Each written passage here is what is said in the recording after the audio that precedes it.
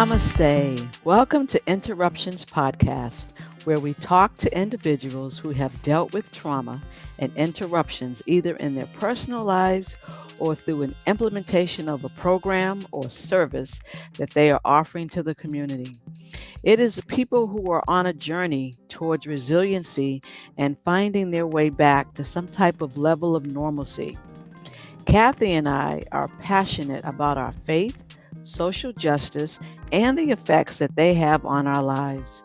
During every episode, we talk about actionable advice that you can apply today to reinvent yourself as you find the courage to have faith in the midst of your interruptions. My name is Reverend O. And I'm Kathy Patton, and we are your hosts. And welcome to Interruptions. Our guest today is Mark Brevard of New England Donor Services. And we can welcome Mark into the space. Hello, Mark. How are you? Hello, how are you, Odell? I'm good. Welcome to Interruptions. Glad to be here. Thanks for having me tonight. Hi, Mark. Hello, Kathy. How are you? I'm well. Great to see you. Mark, welcome to the space. Thank you for joining us. The title of our podcast tonight is From Trauma to Triumph. And welcome.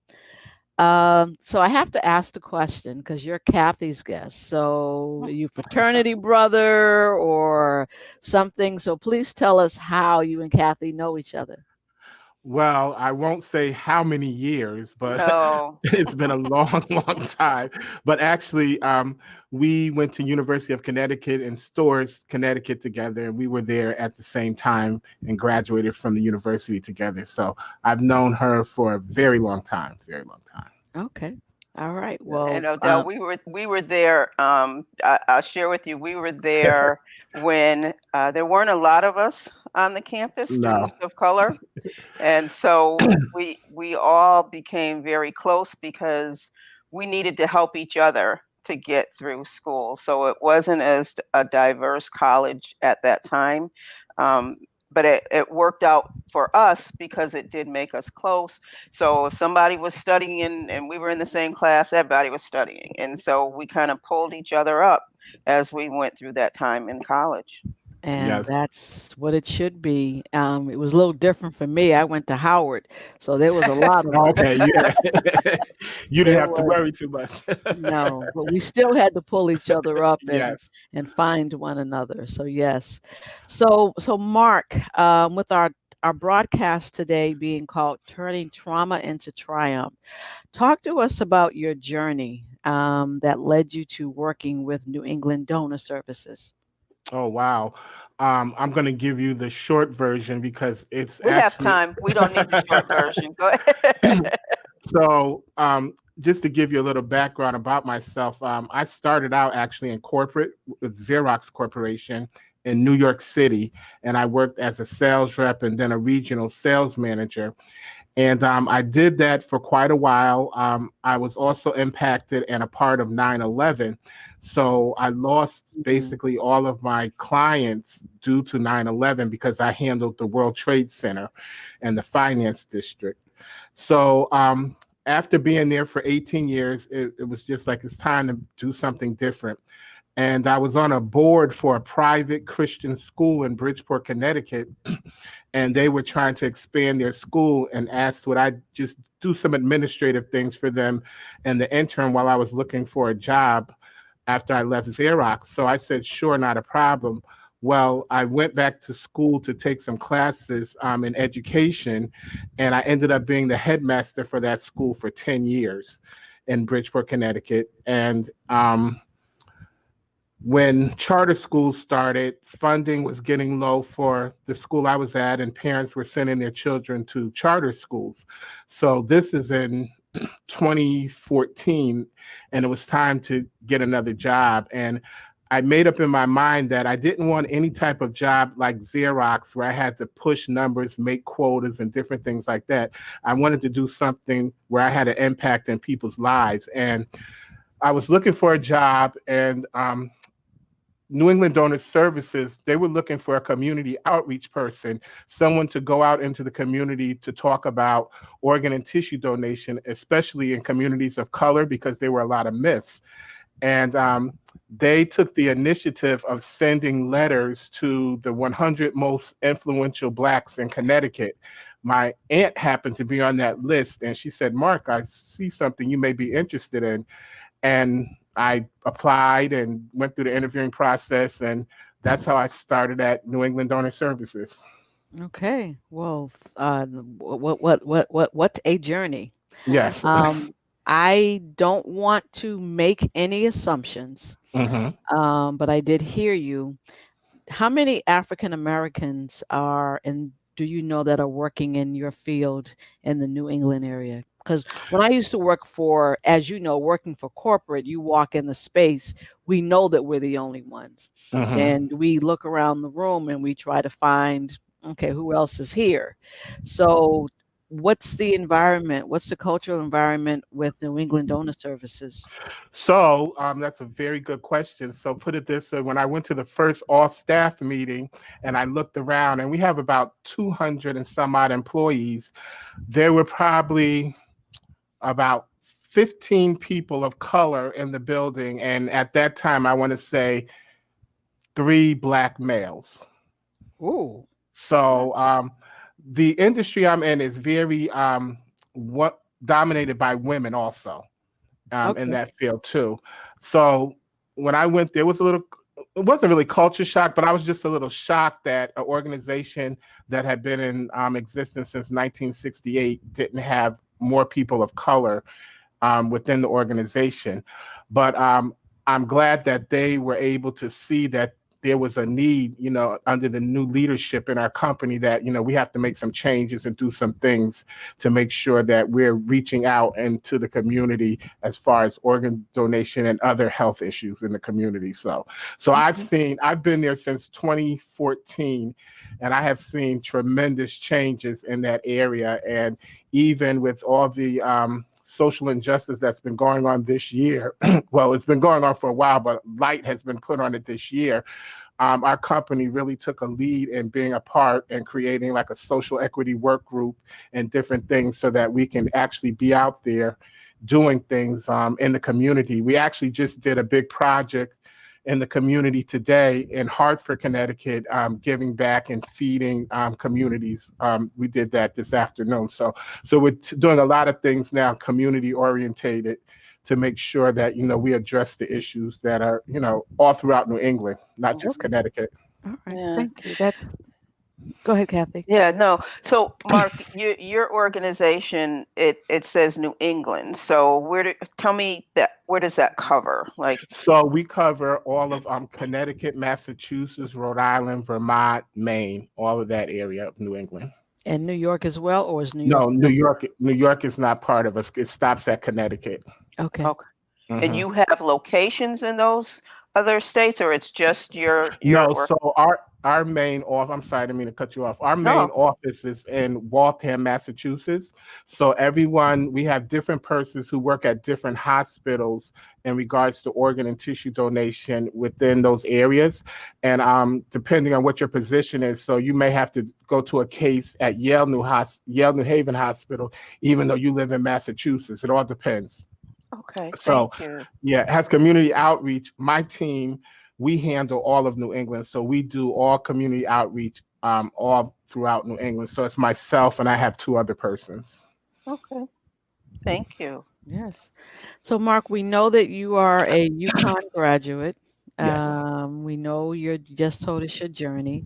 So we always ask this question. Tell us something about yourself that we would not learn if we Googled you. Okay. Let's see. We Wow. always like for our listeners to get to know our guest. I used to play the trumpet from 4th grade to freshman year college, and I stopped. A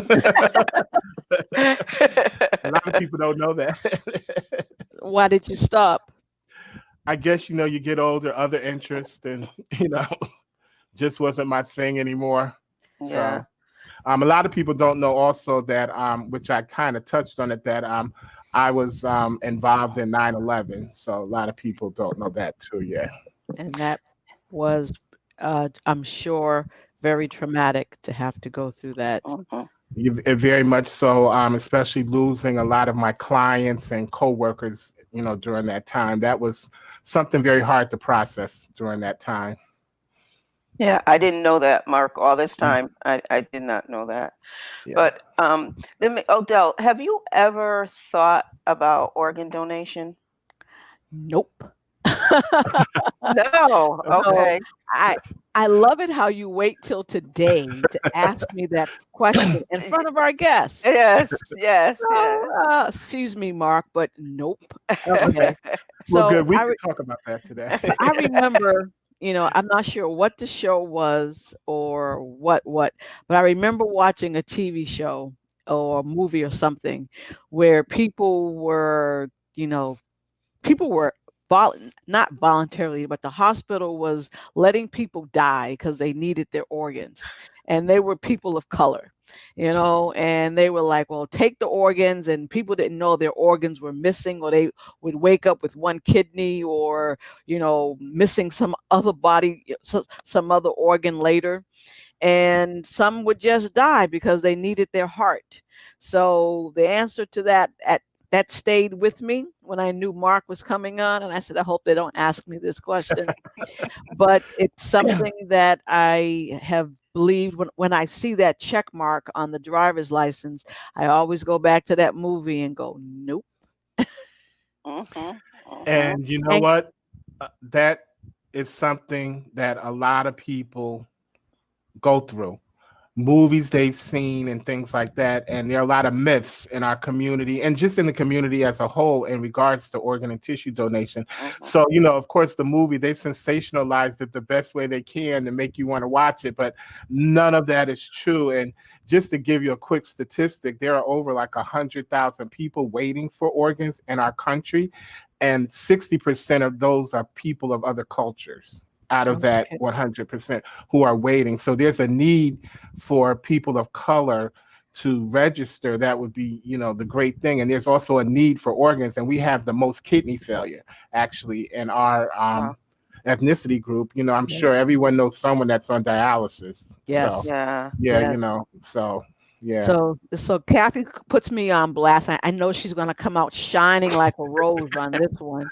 So Kathy, I have to ask you: are you an organ donor? Did you check the box on your driver's license? So honestly, I had not I had heard about organ donation, but the only time I really paid attention to it, you know how you hear it and kind of in passing, but we didn't really talk about that in our communities. But the only time I really started paying attention was that when Mark and one of my sorority sisters, Andy, were doing an event and they were talking about organ donation, and I started asking some questions, not too many, because I didn't want them to convince me to do it. So I was I felt like if they tell me, I'm gonna start to feel bad and then I'm gonna end up doing it.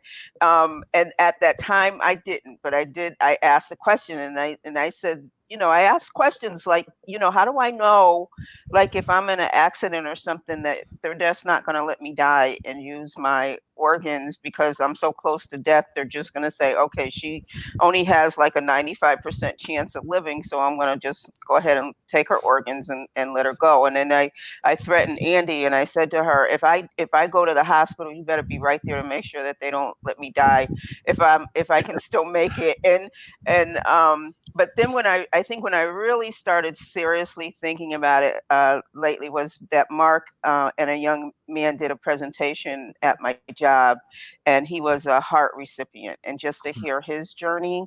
And then also a close friend of our families lost their daughter, and she was an organ donor, and they didn't even know it. And Yeah. so I did start thinking about it more and more in terms of really what it means to be an organ donor. But I have to say that I didn't have that sense of saying, oh yes, automatically I want to be an organ donor, because I was scared. I was really scared.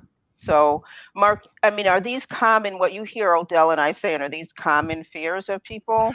So it's so funny. You and Odell have actually mentioned one of the top two reasons why people do not want to register to become an organ donor. There are a lot of reasons, but number one is if I'm in a car accident or some type of accident and they know that I'm an organ donor, they will not save my life. And that is totally, totally false. The first mission of first responders are to save your life. And they won't even know that you're an organ donor. They have no idea of even knowing that you are an organ donor. So that's one myth. And the other is that, I saw in a movie or something that, they're like opening people up and just taking their kidneys and things and paying money and things like that. All those are myths and things that are in movies.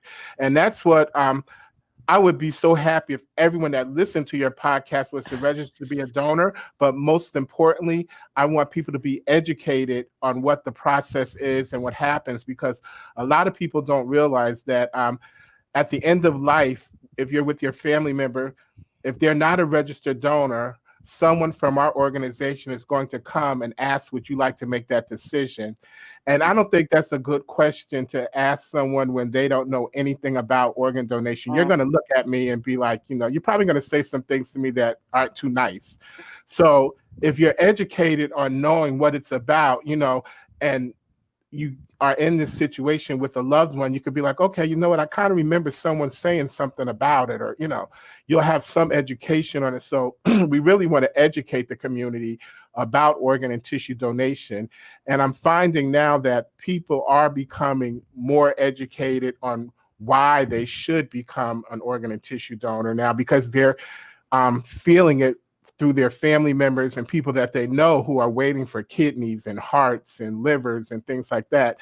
And, I get a lot of people who come to me and, ask, can they be a living donor for one of their relatives? And with that being said, because a living donor, you can give a kidney or part of your liver while you're alive to someone. All other organs, of course, it's after you're deceased. Right. So. Yes, I watched the video that you sent us that's on YouTube. So I do encourage our listeners to go watch this video on YouTube, because it helped me with some questions, but not all of my questions. So here's a good one for you, Mark. Okay. So let's say someone gets a organ, and the organ that they receive, this individual either had certain behaviors. Let's say they either loved sports, or they were vegan, or had certain hobbies or social activities that they just were passionate about. So if you get that person's organ, do you acquire those behaviors? That's a very good question. I don't think there's been any like true studies on that, but there are persons who give their testimonials and it'll be like, all of a sudden, I have a taste for Italian foods now or something, So I don't know if that's just something that happens, but there's really no certain cases about that, like, so if you get the organ of like, a top violinist, all of a sudden you're going to be like, playing concerts all over the world. I don't know, but but you never know. But I think a lot of people too, when they get to meet their donor families, which happens a lot. And for instance, like we have a lot of people who their loved ones have given a heart to someone else, and that mother will come and listen to the heartbeat of the person's heart that their son, gave to someone else. And it's just an emotional moment, things like that. That's what I love about this job, is just the connection of people and life and giving life. And it's kind of like someone's tragedy turns into triumph, really, because it ends up being like a legacy for them that their loved one is still living.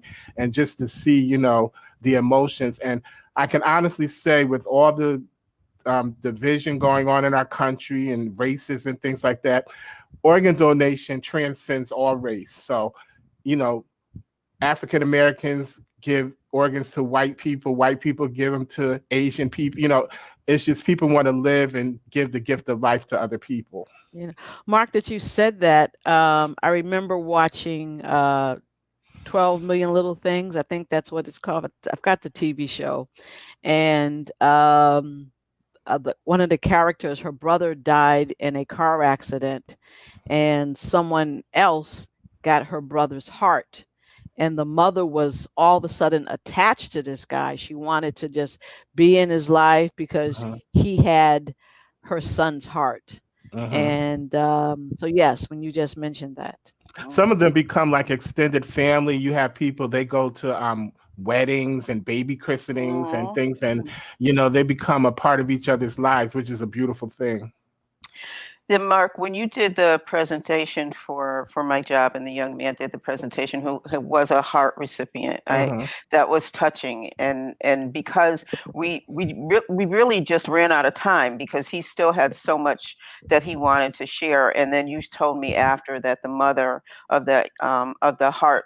The person who heart he received came and listened. I said, "Oh, I would have probably lost it Yeah. if I heard that story." But just beautiful. But I do want to share with you, and I'm going to finish answering Odell's question to me, that because of that presentation, because just watching what you do, and having faith. I when I had to get my license renewed recently, I did sign up to be an organ donor. I did. I Oh, did. see, smelling good, Good. smelling like a rose. I did. But I'm gonna but mail you a T-shirt.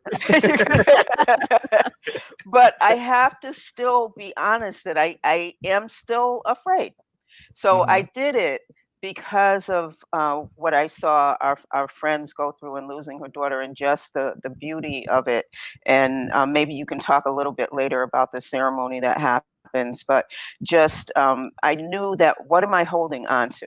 Right? If I'm Hmm. not here and someone else can live because of something that I do, then that's really where I kind of got the strength from to do it. Hmm. But I can't tell you that I'm still not afraid about it, but I checked that box and went forward. But we don't talk a lot about it in our community. Like you are educating us this evening, and you educated the people that were on the call at my job, and there were over 100 people on that call, and so many comments came in after. But we don't talk about this type of thing in the African American community. Why is that? I think, in our community, we don't talk about death. We don't talk about end of life. We don't talk about wills and different things like that. We try not to talk about those things, but it's something we should really prepare. So it's going to happen. It's one thing, it's going to happen, just like a graduation, a wedding, or what have you, and birth. Death is something that's going to happen. And, we have to embrace the fact that we need to have our families involved and educated on whatever the process, or what our wishes want to be. And that's why, like, you signed up, Kathy. I hope you had a conversation with Garland, with your whole family, about what your wishes are, because also when you sign that, it's a legal and binding document. So if your family's like, oh no, Kathy, we don't want to do it, it's kind of like it was one of your last wishes, so we have to honor your wish. And we don't fight families against that. We have what we call family service coordinators, who are also social workers. So they work and talk with the family, to let them know that, what, this is something that this person wanted to do to save lives. And, we want everyone to be at peace once everything is done. And the feelings that you feel, Kathy, are normal feelings. A lot of people sign up because they want to do it and do good, but they still have, questions about it. And you should always ask questions anytime about it and what's going to happen. And that's why, Odell, that video you mentioned, which people can go and see on YouTube, called How Does It Work? It actually gives the process of what happens It when you did. check that box till the end of life. And I think it gives it in a simple way where everyone can understand it. Yeah. So, It was a good video. And mhm, being in a strong faith community, Kathy and I go to the same church. And mhm, as you know, that um our pastor's daughter did the same thing also. um we talk about in our church, in our faith, we talk about what it's like, what you got to do to go to heaven, live a faithful life and repent, and all the things that we need to do before we get to heaven. but we never talk about what we have to do before we get there while we're still living on earth. Mhm. And Mhm. that's what you're talking about, the living will, the being an organ donor, because we know that this body, we can't, it's not going with us. Mhm. So being able to leave something for someone is a good thing to do. So I'm thinking. So I got a Mhm. Mhm. question for you. So let's say, and so in your line of work, in previous Thanksgiving dinners and holiday dinners with your family, you must have been the talk of the town. So Mark, tell us, what do you do for a living? Where you working now? Now that you're not in New York and you're not at the church anymore, Mark, what are you doing? And you talk about organ donors as they're cutting up the chicken liver to make the gravy. So how many family members and friends other than Kathy have Mhm. you changed their mind and actually educated them on what it's like and got rid of some myths? So I'll start with my family first. Um, a lot of them, like as far as like my brother and sister-in-laws, and they were all organ donors already. They had it on their Okay. license. Now, my older family members, let's talk about my parents first. We'll talk about them. So my dad, he made the decision to do it once I took this job and he started, Okay. hearing about what's going on. But my mom to this day loves what I do. And I'm gonna be very honest with you, loves that it's helping other people, but she refuses to do it. And you know what? That's fine because she's not at that place yet. Right. And we don't want to force anyone to do anything that they don't feel comfortable doing. As far as friends, it's so fun because it always comes up in some type of conversation, no matter what, at a party, anywhere we could I'm be at. sure. And and I just explain to them and have a real conversation with them about it. And actually it's something I'm very passionate about now. So I don't mind talking about it at any time. And that's why I like going to the different organizations such as fraternities, sororities, churches, the links, and different places and give presentations about it because I see the good of it and what it does to help people. That and I'm sure it does. And what we're going to do, because the video was so helpful to us, Mhm. we're Mhm. going to make sure that we put the link in our description Okay, on our great. site so that people can just click on the link and Mhm. be able to watch it. So Mark, if someone dies and they did not check to be an organ donor, and Mhm. then someone from the organ donation shows up and says, would you like to be an organ donor? Would you Mhm. like to donate some organs of your loved one? Mhm. And they tell you that there is somebody who could really use something. Mhm. Um, Other than the spouse, who has the legal right to make that decision? So if it's not the spouse, it's always the legal next of kin. So if the legal next of kin is the spouse or a child or a grandparent, the legal next of kin is the person who makes those decisions. Okay, Mhm. sister, children, Sister, yeah, whoever, children. right, whoever that person has as their person to make those decisions regarding end of life or their health issues or anything like that. Okay. Mhm. Mark, any in your conversations with people, can you think of one huge misconception that stands out in your head that someone said to you about organ donating Um, that you just thought was, where the heck did you get that from? so let me see. Right, that's so okay. There are a couple I hear a lot. So Okay. um, the main ones I hear actually like is what Kathy said. They're not going to save my life if I get into an accident or something. So we've already Okay. discussed that.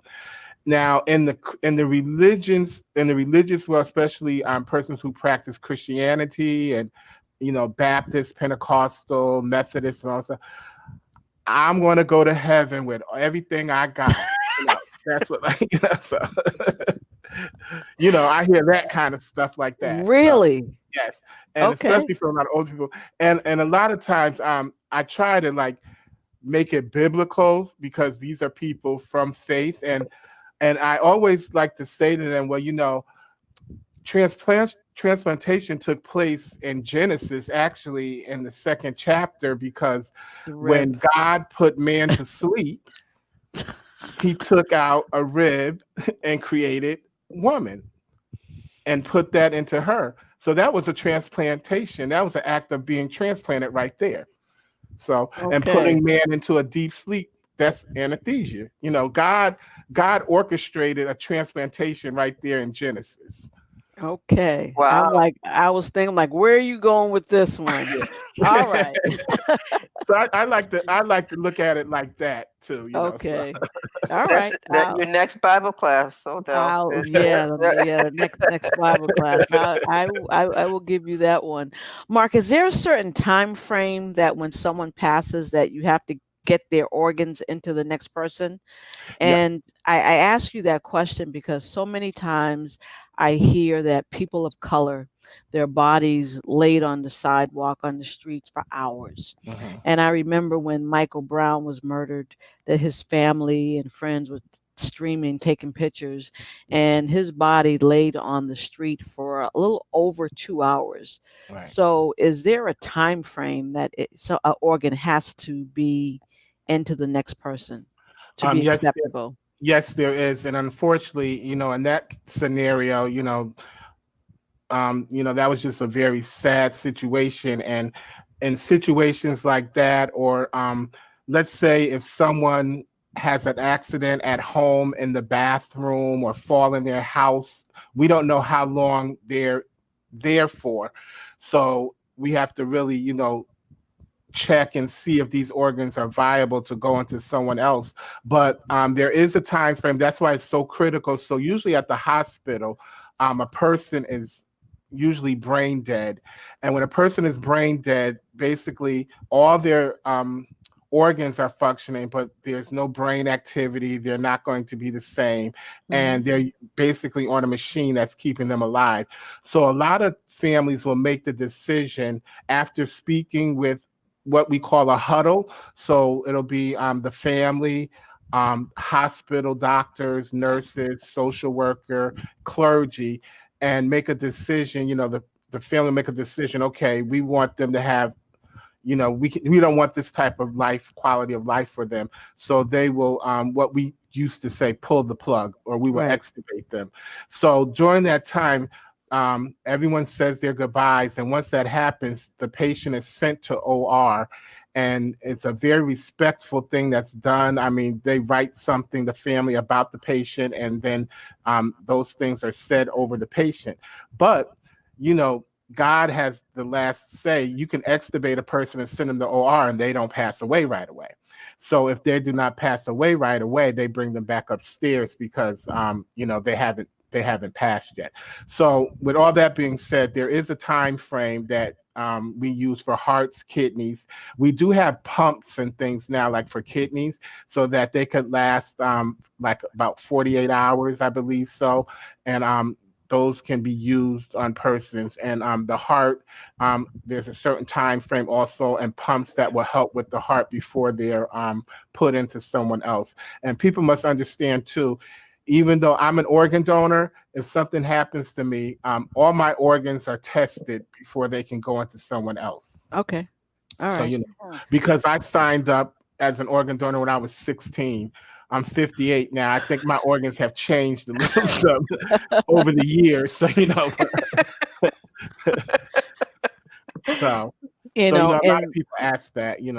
in the respect of the late Sean Connery, and was it Doctor No, where the liver or something was in the cooler with the diamonds in Yeah, it. yeah. You know. There you go. You watching too much TV, Odell. I'm That's Uh, funny. so Mark, in doing our research, yes, I do.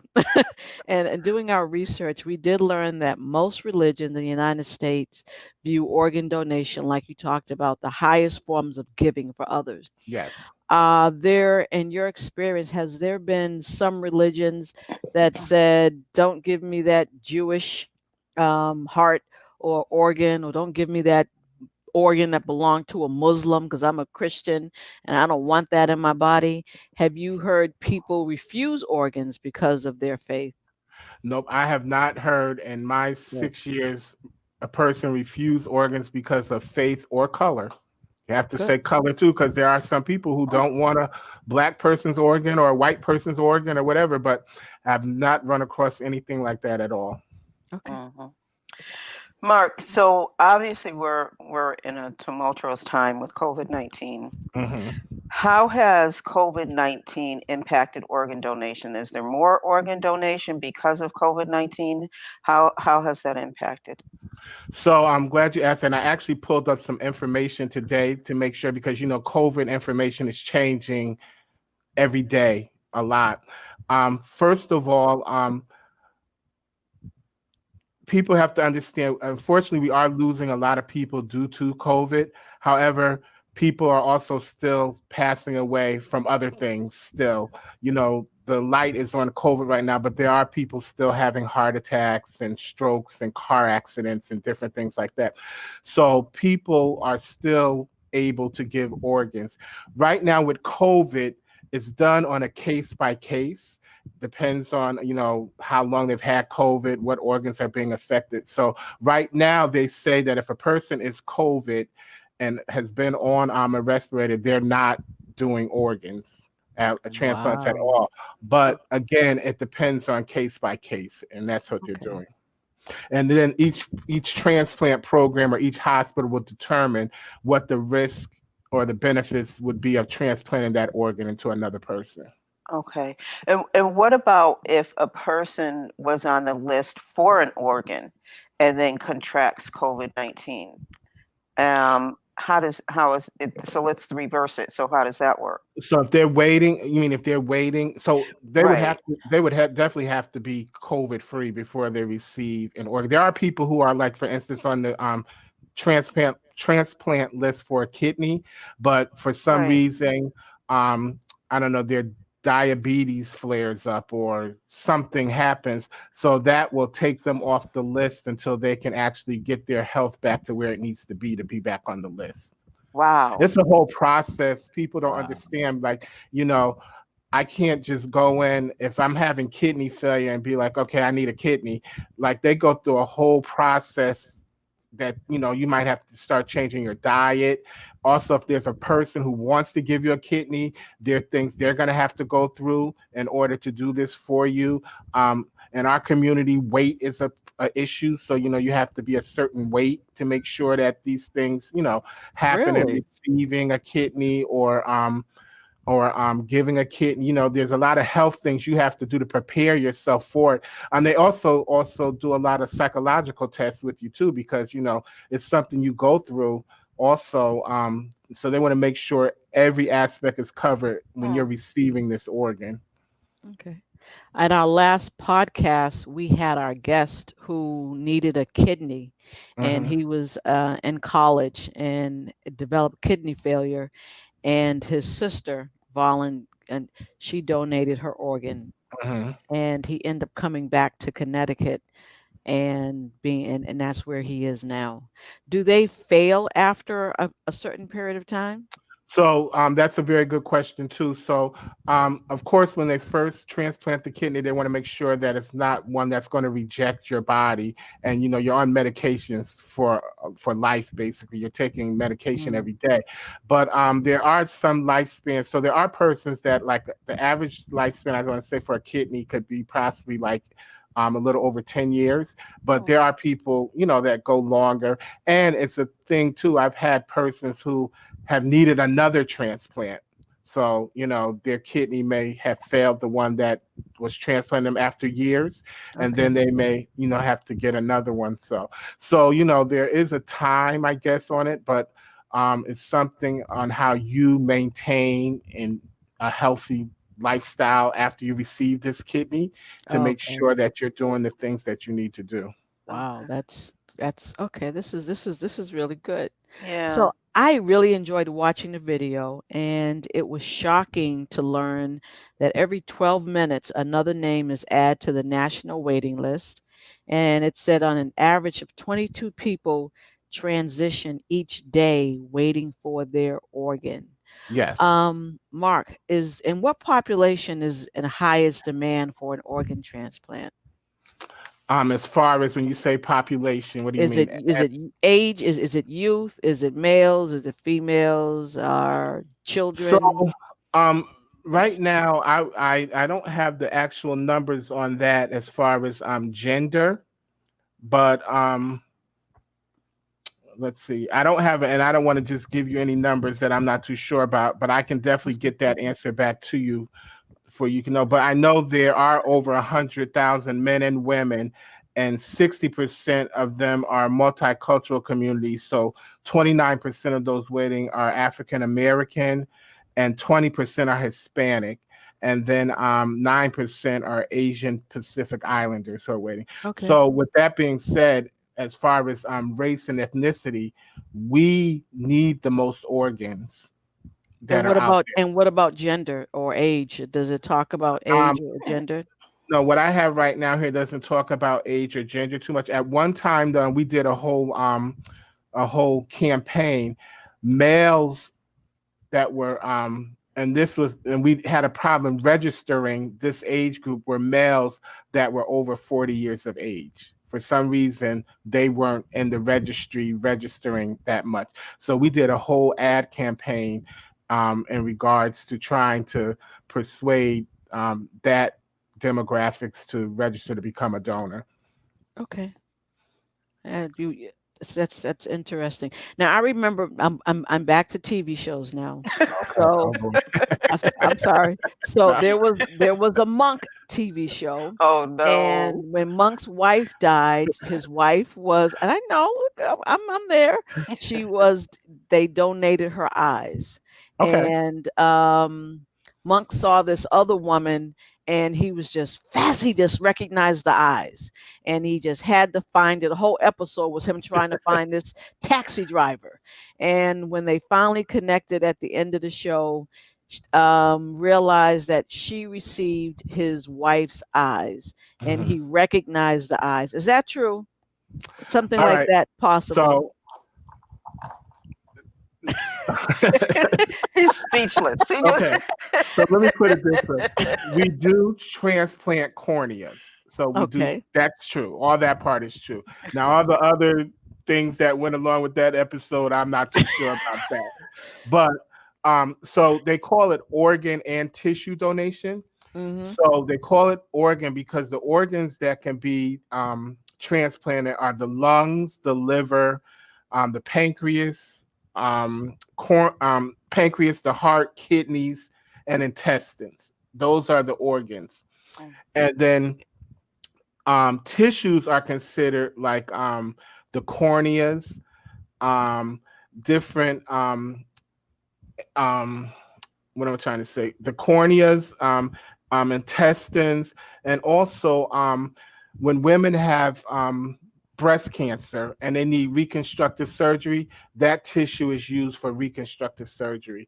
When athletes tear one of their joints, those are all tissues. So those are the types of organs that give you better enhancement of life.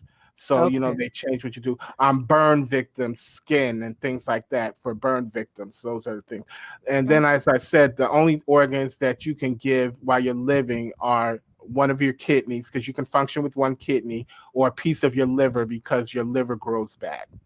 Now, I prayed with my classmate tonight. She posted on Facebook that her husband was losing his vocal cords, so they was Mhm. taking out his lungs, and she was, she was lamenting on Facebook. So Mhm. we connected. We started praying together, and I asked her what was going on. He had cancer in the throat, in the Mhm. lungs, and they had to remove his. They was going to have to remove his lungs. Now, you said organ donation could be a lung replacement, correct? Yes, a lung transplant. Okay. All right. I think I'll have to tell her that. Mhm. Make sure she Mhm. listens to this show so Yep. that she'll say, "Oh, she's talking about me."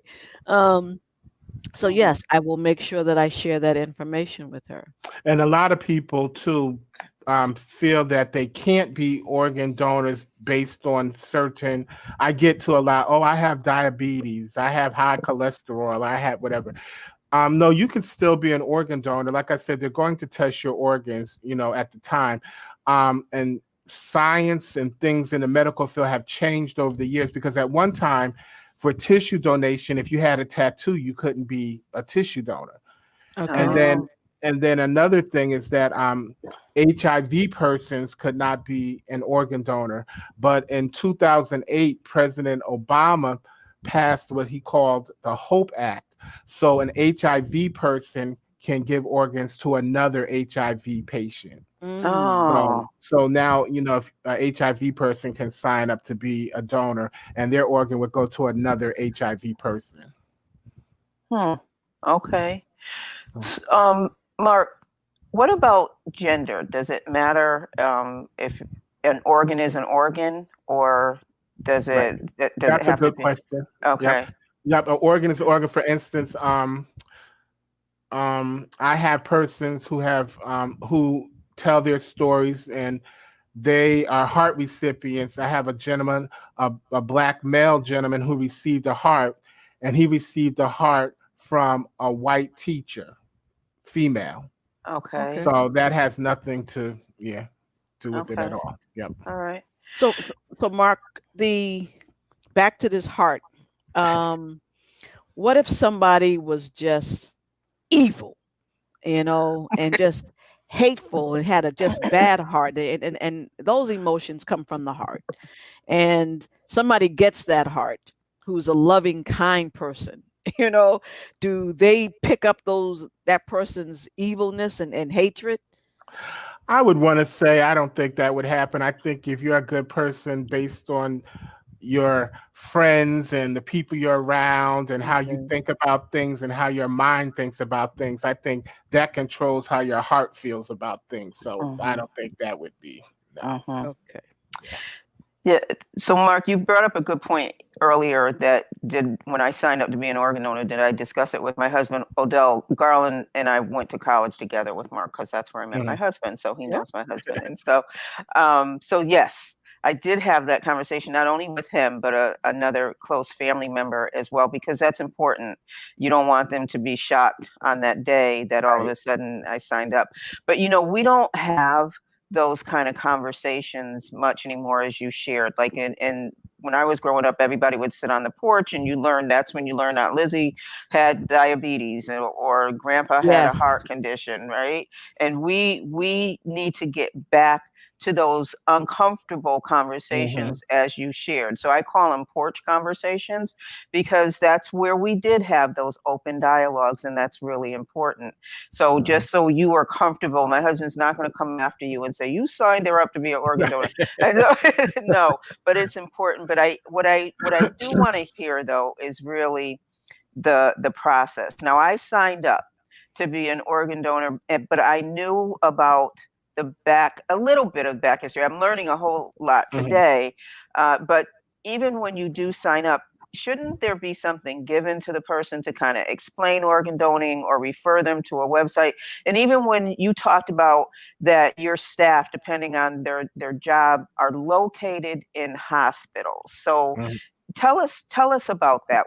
You're located in hospitals to do what? Do you go there after? Are you just staying there all day waiting, or what is that process? So basically, it's a situation where we have so many departments. I'm just one small department, community outreach. We have what we call HRCs, who are hospital relations coordinators, FSCs, who are family services coordinator, and I'll just use those two for example.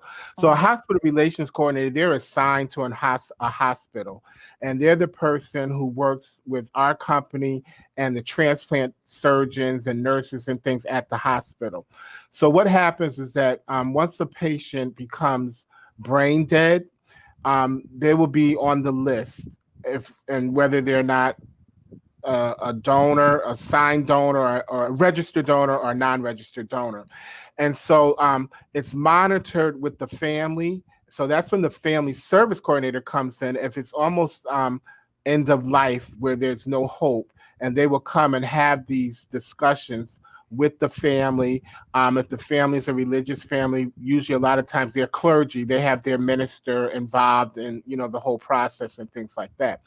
So it's something that we go to the different hospitals, and it's so funny. It's not like, we're not like sitting waiting like, okay, it's something going to happen soon, but we're available and we work very closely with the hospitals, monitoring the patient and respecting the family. That's a big thing. People think like it's something you sign up, your organs are donated, we don't hear from you. We have what we call an aftercare department, and we correspond with the family a year or even later, after they've donated their loved ones' organs, because it's something they want to be a part, and it's like a family. So we don't just leave you out there, and you have the opportunity to ask questions to anyone at any time about it. And what happens is that when you do sign up, at one time they would give you a card, but they don't do that anymore. And you would have a card saying like, I'm a donor. I So remember that. yeah. So what happens now is, because of the internet and different things, there's so many things and organizations like the one I work for where you can look up and find out information, contact me or someone else so that we can, have a talk with you. And if you need additional information, we can send you information and things like that. So. And so I signed up to be an organ donor. Can I make a decision as to what I donate? Maybe. Yes, you can do that, because Oh. there's some people that say I don't want to donate my eyes, and you can put it down, and you can go back in the system or let the persons know, that. And then another thing a lot of people ask is that, okay, I'm an organ donor and I have a son or daughter who needs a kidney. So if something happens to me, is it possible that my son or daughter can get that kidney? And the answer is yes. They will test things, to make sure everything is okay and it works. But yes, you can do that. So. Oh, I did not know that. Okay. Yeah. And can you stipulate who cannot get your organs? No, you can't. Really? No. So that person you don't like, from the store or something like that, you can't do that. No. Well, not just not just the person. Or like you said before, if I'm Baptist, I don't want the Catholic to get my organ or the Catholic to get the Jew. You can't do any of that. No. Or I wouldn't want a clans person to get my organs. Yeah, no, there's nothing. Unfortunately, there's not a box. Yeah. I don't know. I was close. I like, So maybe though, Odell being the person you are, maybe if that clan person does get your organ, maybe they'll change their, behavior. Say, what? Don't get me started on this conversation. We're not going to talk about that. That's another show. All right. And babies can receive organs, newborn babies? Yes, babies can receive, because there are young children that are on transplant lists that the children's hospitals, they're waiting for hearts, or they have weak hearts and things like that. So yes. So and that being said, I couldn't give a heart to an infant because, of course, my heart, is too big and the size and things like that. But we have a parent who gave her son part of her liver, because it's just a piece of liver that's taken out. So you could do, yeah. So you took a piece of the liver and gave it to transplanted in her son. He had a liver deficiency, and it was transplanted in her son. A piece of her liver. Yeah. Now, what you said, you go through psychological testing and communication with the person that's giving. How intense is that? I'm not sure how intense it is, but I do know, anything dealing with possibility of death and things like that, or anything dealing with death, it's an emotional thing. A lot of people who receive organs, sometimes they have like a guilt factor. This person had to die so I can live. That plays a lot on a person's mind, and different things like that. So wow. Yeah. Mark, this is a wonderful thing that you do, but in terms of emotions, it's an emotional thing. What do you do, or what does your organization do to keep their staff motivated to do such a job on a daily basis? Because it's not an easy thing. Yeah, and that's a good thing. We have a lot of different outlets that we have within our organization, which they're very good about that, especially now because a lot of us are working virtual. So to deal with a lot of these different things, and some people are home by themselves or with family. They have a lot of different resources that you can go to. We have counselors and different things that we can go to also within Uh-huh. the organization, if it starts to get to you. Because I tell this story all the time. So when I first started this job and I was going through training and they set me in a room and we watched videos and things of people who received organs and families that gave organs.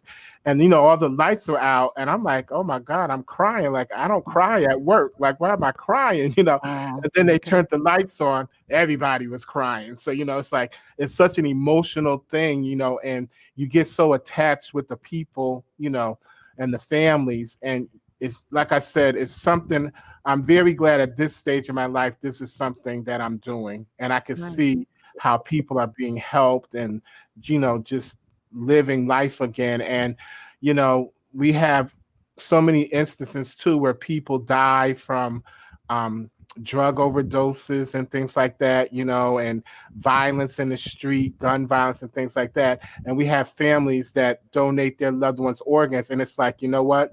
My child's legacy is living now in someone else. Oh, The end of their story is not that they OD'd. That's not the right. end of their story. The end of their And story is not that they saved 8 lives or something, so. well, Mark, I so glad that you're on and you were able to be with us today. Thank you so very much for being here. What we do is Kathy and I spend a lot of time trying to disrupt the silence in our community about various myths about our health and mental health to help people continue to be able to move forward in their life. And this is truly a conversation of turning trauma into triumph. And as we're getting ready to close, I have to ask you, I mean, is there anything that you want to say to our listeners who are at this stage of a loved one is about to pass and they're not even considering organ donation? Is there anything that you'd want to say to that individual? Yeah, I would want to say to them, like, definitely educate yourself on the process, because a lot of things is because we don't know. So because we don't know, we just assume certain things. And by giving the organs of your loved one to someone else, you are enhancing and giving life to someone else. And that's something, that is just a remarkable thing to know, that I was able to help someone else live who may not have lived, who may not have been able to go to college or get married or do the things that we do in life, because they were going to die. And unfortunately, my loved one is at a place where either they've, reached the end of their life and they've had a full life, or some things happen that should not happen. But I want to be a part of helping someone else. And the thing is, too, you get such a connection, and you get another family, by doing Okay. this too.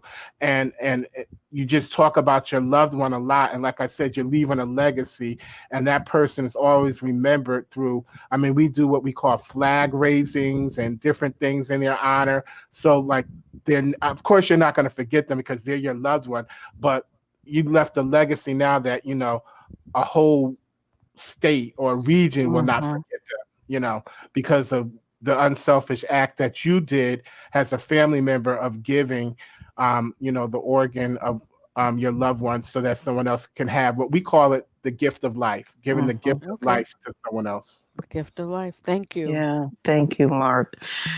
Your position that you hold moves you through the entire transition. So through the sadness, through the triumph, as Odell shared with you, the podcast title that we have today.